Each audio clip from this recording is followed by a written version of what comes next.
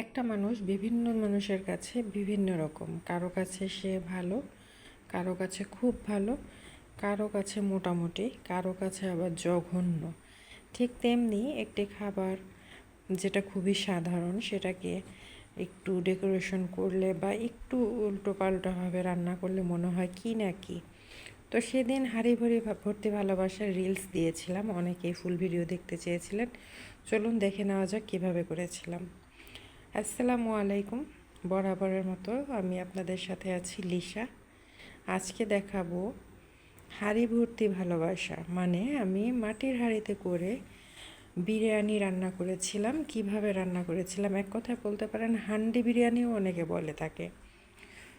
তো বিরিয়ানিটা তৈরি করার জন্য আমাকে খুব বেশি কিছু করতে হয়নি। প্রথমে আমি পোলাওটা আলাদা চুলায় 70% পর্যন্ত রান্না করে নিয়েছিলাম, আর মাংসটাও আলাদা চুলায় রান্না করে নিয়েছিলাম প্রায় 99%ই।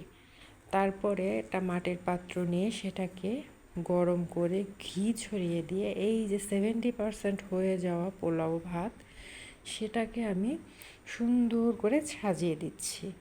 এটাকে সাজিয়ে দেওয়ার পরে রান্না করার তুলে রাখা মাংস এবং তার কিছুটা গ্রেভি বা ঝোল যাই বলেন না কেন সেটা দিয়ে দেব। দিয়ে তারপরে আবার উপর থেকে একটু পোলাও চাল বা না, পোলাও চাল না, পোলাও ভাত যেটা রান্না করেছিলাম সেটা দিয়ে ধামা চাপা দিয়ে দেব মাংসটাকে। তারপরে দেব সামান্য পেঁয়াজ বেরেস্তা এবং অল্প একটু ঘি সুন্দর করে ছড়িয়ে দিয়ে সুন্দর করে চাপা দিয়ে ঢাকা দিয়ে আমি 20 থেকে 25 মিনিট লো আছে, একবারে লো আছে রেখে দেব। 20-25 মিনিট গেলেই আমার পোলাও ভাতটা যতটুকু কম সিদ্ধ ছিল সেটা সিদ্ধ হয়ে যাবে, মাংসটাও আর একটু সিদ্ধ হবে এবং ঘি পেঁয়াজ বেরেস্তা এগুলোর যে একটা স্মেল আছে এটাও মিশে যাবে। তার পাশাপাশি মাটির হাঁড়ির নিজস্ব একটা স্মেল আমি মনে করি আছে, সেটাও মিশে যাবে। বাস হয়ে গেল হান্ডি বিরিয়ানি। আমি এভাবেই খুব সহজে ফাঁকিবাজি রেসিপিতে তৈরি করে ফেলেছিলাম হান্ডি বিরিয়ানি বা ভালোবাসা ভর্তি একটা পাতিল ভর্তি বিরিয়ানি। আচ্ছা, যাই হোক, ভিডিওটা যদি ভালো লাগে তাহলে অবশ্যই অবশ্যই লাইক, কমেন্ট এবং শেয়ার দিয়ে পাশে থাকবেন এবং চাইলে স্টারও গিফট করতে পারেন আমাকে উৎসাহিত করার জন্য।